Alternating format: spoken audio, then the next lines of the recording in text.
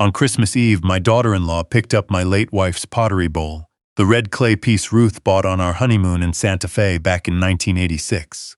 The bowl that held cranberry sauce at every Christmas dinner for 38 years, and threw it against the stone fireplace, because I told her parents they could not move into my house. "You selfish old fossil," she screamed, while my own son stood at the foot of my Christmas tree and told me to stop being difficult. I pulled a chip of red clay from my forearm where it had caught me, looked at the dust settling on the hearthstone, and picked up my phone. I called my brother. "It's time, Ira," I said. "Start the clock." 90 minutes later, they didn't have a home to return to, a car in the driveway, or a bank account that hadn't been flagged by a federal warrant. Let me back up. I am 67 years old. I spent 32 years as a hydraulic systems engineer for municipal water infrastructure, dams, aqueducts, pressure control systems for cities you've heard of and plenty you haven't. I retired at 59 with a pension, a paid-off house in western Pennsylvania, and what my family believed was a modest, unremarkable savings balance. What my family did not know, what I had deliberately kept from them, was that 3 of the patented valve systems I developed in the late 90s are now used in water treatment facilities across 41 states and parts of Canada.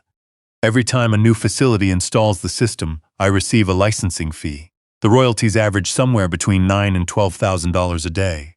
I have never told my son this. After his mother died 2 years ago, I thought about it.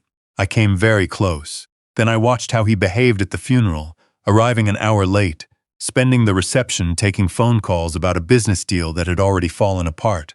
And I decided to keep waiting. I drove a 6-year-old pickup truck. I wore the same canvas coat I'd owned since Ruth was alive. I clipped coupons from the Sunday paper and actually used them. I am not a miser. I am a man who watched his son inherit none of his father's character and all of his appetites. And I did not want to hand that son a loaded gun before he'd learned which direction to point it. My daughter-in-law had been working on this plan for at least 6 months. I know this now because my brother Ira, retired DEA investigator, still sharp as a box cutter at 64, had been watching. He told me in October that something was moving. "They're positioning," he said, "setting up for a big ask. I can feel it." He was right. He's been right about things like this his entire career. I told him I hoped he was wrong. He said he hoped so too, but he started building the file anyway. They arrived Christmas Eve at 2 in the afternoon. My son, my daughter-in-law, their 6-year-old boy Nico, and, stepping out of the back of my son's leased Tahoe with 3 large rolling suitcases between them, her parents. I had not been told they were coming. My son called from the driveway and said they'd decided to make it a full family Christmas, hoped that was all right.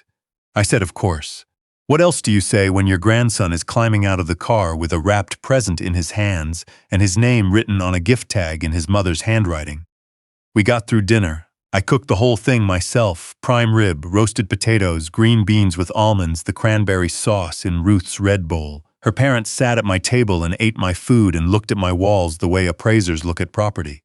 Her mother walked through my living room twice before sitting down. Her father helped himself to a second pour of my scotch, without asking, and didn't look at me when he did it. My son watched all of this and said nothing. The conversation came after dinner when Nico had been settled in front of the television in the den, and the 5 of us were at the table with the remains of the meal between us. My daughter-in-law folded her hands on the tablecloth. She'd been carrying a specific look all evening, the look of someone who has rehearsed what comes next, and said they needed to discuss something important. Her parents, she explained, were in a difficult situation. Legal complications in Florida, nothing finalized, just allegations, and they needed a quiet place to stay while things sorted themselves out. My house had 4 bedrooms, 3 were empty. It was just me in here. Surely I could see that it made sense. I said no. Not I'll think about it. Not let me consider. I said no clearly, and without raising my voice, the way you say no when you've had 67 years to practice meaning what you say. She pushed. I said no again. Her father leaned back and said something about how I clearly didn't understand what family meant. I said I understood family just fine. My son cleared his throat and looked at his wine glass. Then she picked up Ruth's bowl. She didn't throw it immediately. She held it, turned it in her hands, looked at me. "Your wife's been gone 2 years," she said. "You're holding on to things that don't matter anymore." I said, "Put that down." She threw it against the fireplace. The sound it made was like a rifle shot in a small room. Nico came running from the den. He'd heard it from 2 rooms away, and I told him calmly that Grandpa had dropped something, walked him back to his show, and pulled the door shut. When I came back to the dining room, my daughter-in-law was standing at the end of the table, her face red, her breath coming hard. "You selfish old fossil," she said. "You're sitting on this house, all these rooms, and you won't give an inch for family who needs help. What is the matter with you?" I looked at my son. "She's not wrong, Dad," he said. "You could do more, you just choose not to." Her mother nodded from across the table. Her father had his arms crossed and told me they'd brought luggage because they'd assumed I'd be reasonable about this. The luggage, I noticed now, was already inside my front hall. 3 large cases lined up near the coat rack as if they'd already moved in and were just waiting for me to catch up. "You help us," my daughter-in-law said, "or you lose all of us. No more Christmases, no more Nico. You will never see that boy again, and I will make sure he grows up not knowing your name." I looked at her for a long moment. Then I set my napkin on the table, pushed back my chair, and stood up. "Excuse me," I said. "I need to use the restroom." "Don't be long," her father said, already looking at the ceiling like he was deciding what to repaint. I walked to the powder room under the stairs. I closed the door. I ran the cold water and looked at myself in the mirror. The small cut on my forearm had stopped bleeding. I dried my hands. Then I took out my phone and called Ira. "They threw the bowl," I said. "Ruth's. Her parents are here with luggage. They're threatening to take Nico." A pause. When Ira goes quiet, it's never because he has nothing to say. It's because he's calculating. "How long do you need?" he asked. "Give me 90 minutes. "I've had everything ready since October," he said. "You want the whole package?" "All of it." "Then go back out there and buy yourself some time, and don't sign anything." I went back to the table. I sat down and took a bite of cold roasted potato. Her father was already describing which bedroom he preferred, the one with the ensuite bath facing the backyard. Her mother was asking about Wi-Fi. My son was pouring himself more wine. "You have 90 minutes, I said. Her father frowned. 90 minutes for what?" "To enjoy the meal," I said. "I made a good prime rib. Be ashamed to waste it." I excused myself shortly after and went to my study. My study is the one room in this house that has always been locked. Over the years, my son has asked about it perhaps 4 times. I've told him it's where I keep the estate paperwork and the tax files. What it actually contains is a drafting table, 3 monitor screens, a biometric safe embedded in the far wall, behind a framed topographic survey map of the Susquehanna watershed, and a security hub that pulls feeds from 8 cameras throughout the house. I sat down and woke the screens. The dining room feed showed my son and his in-laws still at the table, voices low. Her father was gesturing toward the ceiling, toward this room. My son was nodding. I switched to the living room camera. Her mother had gotten up and was moving slowly along my bookshelves, lifting the corner of framed photographs, checking the backs for marks the way you do when you're trying to estimate value before a sale. She paused at the oil painting above the mantel, a landscape of Lake Erie I'd bought at a small gallery in Erie 15 years ago, and said something to no one in particular, writing something in a small notebook she'd produced from her purse. I switched to the hallway camera. Her father was standing in front of my antique sideboard with what appeared to be a butter knife from the dinner table, working it into the lock of the cabinet where I keep the better scotch. He got it open on the 3rd try. He took out a bottle without looking at the label and drank directly from it, wiped his mouth with the back of his wrist, and put it under his arm. These were not people who had hit a rough patch. These were people who consumed. I opened Ira's email. The subject line read only "full package." My son's business, the tech consulting firm he'd been running 4 years, the one for which I had quietly provided $40,000 through a holding company he didn't know was mine, had been involuntarily dissolved by the state 7 months ago for failure to file required documents. The registered business address was a mailbox at a shipping center on Route 30. The website was still live, but the hosting payment was 3 months overdue, and there was more. He had applied for a small business loan 2 years prior, using my social security number as co-guarantor, without telling me, without asking. The loan was in default. Collection notices had been going to the Route 30 mailbox, where no one would ever see them. I sat with that for a moment. My own son. Her parents were a different category of problem entirely. Ira had flagged an active federal case out of the Middle District of Florida. Operating under the name Heritage Senior Benefits Group, Her mother and father had been selling fraudulent Medicare supplement policies to retirees across 4 states since 2021. They promised benefits that didn't exist, collected premiums for 18 months, and disappeared when the first claims came in. The victims Ira's contact had shared with him made my chest tighten. A retired school teacher in Sarasota who lost $11,000 she'd saved for her grandchildren. A Korean War veteran in Gainesville who'd handed over his entire emergency fund. A woman of 78 in Tallahassee who'd paid 18 months of premiums for cancer coverage that covered nothing and found this out when she needed it most.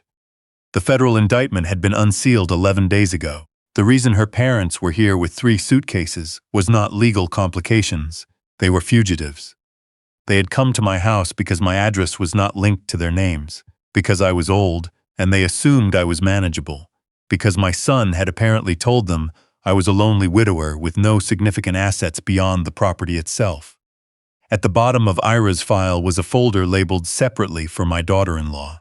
She had a bank account her husband didn't know about, 11 months of activity, small withdrawals across different ATMs in different towns, the pattern Ira recognized from years of following money that didn't want to be followed. The source was an online gambling platform. She wasn't depositing winnings. She was systematically moving money from their joint account and losing it, then moving more. Below the financial records was a screenshot of a text exchange, 6 weeks old. Her mother, "The warrant drops soon. We need somewhere. My daughter-in-law, come here. He's got the big house and no one's watching him." Her mother, "Will he let us stay?" My daughter-in-law, "We'll work on him at Christmas. If he says no, we use the grandson. He'll fold." Her mother, "And if he doesn't?" My daughter-in-law, "Dad's contact has something that'll handle it. It'll look like a stroke. Old men have strokes." I read that last exchange 3 times. It'll look like a stroke. Old men have strokes. I thought about Nico in the den, asleep by now probably, the crayon drawing of a Christmas tree he'd handed me when he arrived, my name spelled out across the bottom in his careful crooked printing. 6 years old. He had no part in any of this. I closed the laptop, opened the safe, took out the document my attorney had drawn up in November, and sent Ira a single word, "Now." I heard the study door handle move, then a knock, her father's voice, friendly, suggesting I come out and join them for dessert. I pressed the button on the underside of my desk. The security system I installed 3 years ago is mostly standard. The addition I wired in myself is not. When that button is pressed, it sends a simultaneous signal to a private security contractor in Pittsburgh, to Ira's cell phone, and to a duty officer at the FBI field office where Ira still has people who answer when he calls. It also locks the front gate electronically. The floodlights come on and stay on. I waited. The knock became a pound. My son's voice joined his father-in-law's. They wanted to talk. They were worried about me. They thought I might not be feeling well. I heard my daughter-in-law say something clipped and quiet to her mother. Her mother said back, "We can't wait all night." I heard something metal slide against the door lock, a letter opener, from the sound of it, which would not work on a deadbolt rated for commercial applications. I turned on the audio feed from the hallway camera. Her father, "Find something heavier." My son, "Dad, just open the door." Her father, "He's on the phone to someone. We need to move." My daughter-in-law, lower, "I have it in my bag." "But it has to go in a drink. We'd need to get him downstairs." Her mother, "There's no time for that now."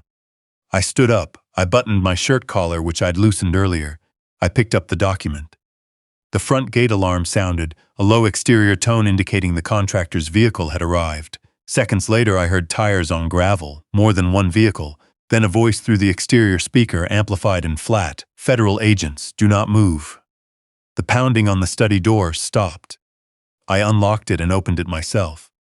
My son was standing in the hallway with his hands still raised from knocking. When he saw my face, calm, assembled, holding a legal document, something happened behind his eyes that I don't have a clean word for. He looked like a man who had placed a very large bet and just heard a number called that was not his. "They're here," I said. Ira came through the front door first. 2 agents followed. A third agent, a woman who turned out to be the case lead on the Heritage Senior Benefits Group indictment, came in last and went directly to her parents, who were now standing very still in my living room. Her father still had the Scotch bottle under his arm. He set it down on the coffee table when he saw the badges. "I will not walk you through the procedural details. They went exactly as you would expect when federal agents arrive with an active warrant. What I will tell you is what happened afterward, when Ira sat down at my dining room table across from my son, with the remnants of Christmas dinner still between them, and opened his laptop. He showed my son the loan documents. He showed him the dissolved business records. He showed him the collection notices that had been routed to a mailbox on Route 30 for 14 months, while my son sent me quarterly reports describing steady growth. My son said very little. He looked at his hands. When Ira reached the loan co-signed in my name without my knowledge, my son closed his eyes and kept them closed for a long time. Then I sat down across from him and told him what I had kept from him for 15 years. I told him about the patents. I told him about the valve system, the specific pressure regulation technology that now runs beneath the streets of cities from Portland to Phoenix. I told him about the trust account and the royalty schedule. I pulled out my phone and showed him the balance as of that morning, slightly over $14 million. I watched his face. He looked like a man who had burned down a house and just learned the house was fireproof. "Why didn't you tell me?" he said. "I was waiting for you to become someone I could trust with it," I said. "I've been waiting for 15 years. He had no response to that. There wasn't one to have. I told him the trust had been restructured that afternoon before they arrived. The full balance had been directed to a pediatric care fund established in Ruth's name at Children's Hospital of Pittsburgh, administered by an independent board of trustees with no family connection, available to any child in Western Pennsylvania who needed care and couldn't pay for it, funded in perpetuity by the ongoing royalties, his mother's name, doing what his mother would have wanted. That felt right. There was one more thing. 3 weeks before Christmas, I had asked Ira to run a quiet inquiry. It was a question I hadn't wanted answered and then realized I needed answered. He'd obtained a DNA sample from Nico's pediatric record and cross-referenced it against mine through a private lab. Nico and I share 0 genetic markers. He is not my biological grandson, which almost certainly means my son is not his biological father, a fact my son did not know, which his wife had been carrying alone for 6 years while she positioned herself to access my estate. When I told my son this, he went still in a way I hadn't seen since he was a boy and had been told something that rearranged his world. He looked at his wife across the room, where she was seated near the door with an agent beside her. Something crossed his face, grief and fury folded together, and underneath them, something that looked almost like relief. The relief of a man who'd suspected something for years and hadn't let himself look at it directly, and now didn't have to look away anymore. He didn't say her name. He looked at her for a long time, then he turned away. Her parents were taken out first. Her father didn't look at me. Her mother was crying, though it was the crying of someone frightened for herself, not sorry for anything. My daughter-in-law was last. At the door, she looked back at me. I don't know what she was searching for in my face. Whatever it was, I don't think she found it. My son sat at the table until the agent told him it was time to go. He stood and put on his coat. He stopped at the doorway to the dining room. "Dad," he said. I waited. "I didn't know about what she had in her bag. I want you to know that.